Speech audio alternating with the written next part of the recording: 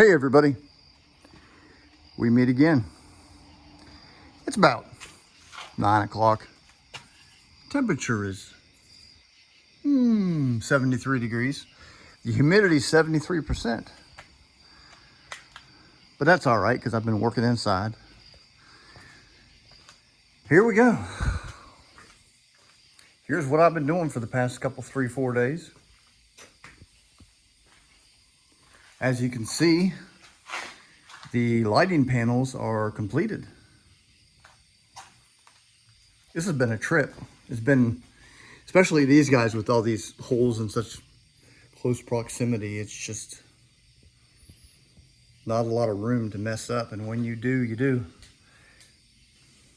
I used a complete sheet. I believe it was like 18 by 24 and it had maybe 5 by 5 inches left. And that's it. I had the forethought to, whenever I built these extensions, I made a pattern for these lighting panels. So I just had to simply take my drill and lay it on the plexiglass and had at it. Of course, my one visible problem is right there, because I had to drill that hole bigger and I'd thinned it down with the milling machines so I could get that panel nut in there to fit, and it cracked it. But I'll just fill that in with baking soda and glue, essentially. It's on acrylic, and it'll sand it down and you won't even notice it. It'll be good as new. I like how there's this space here, here, and there.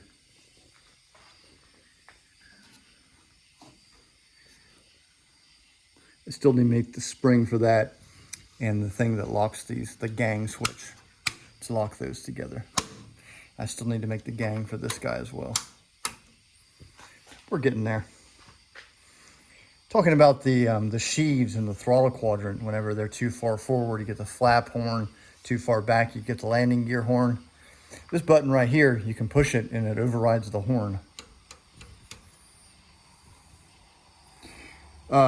As you can probably imagine, there is just a world underneath this thing where to try to incorporate all this wiring that I have to do.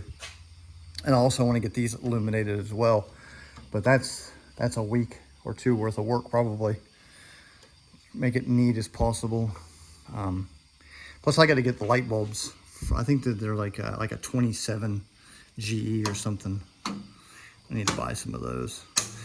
I had some pre-wired LEDs.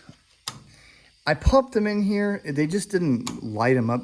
Nowhere near the brightness of the incandescents. So I guess I could try maybe a brighter one, but definitely going to go with the incandescents because plus they give it that heat and that vintage original look to it.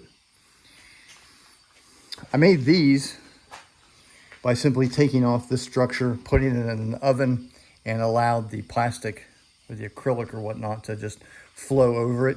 I had to give it a little bit of help and spray it with cold water.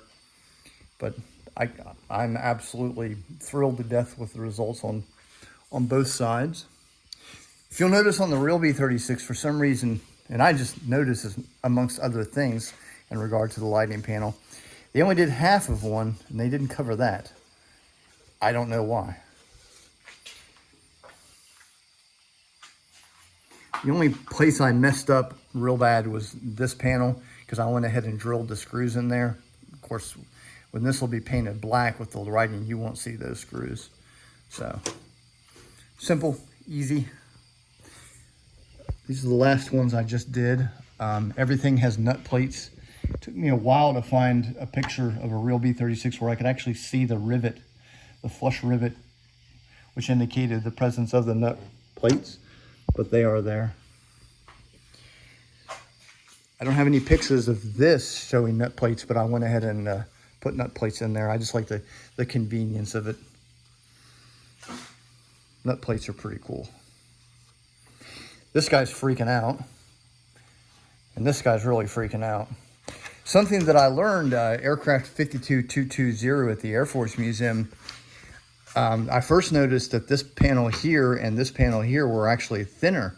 This is a 0.200 acrylic, but theirs is thinner, significantly thinner. And then I noticed the font was different amongst a few other things about them.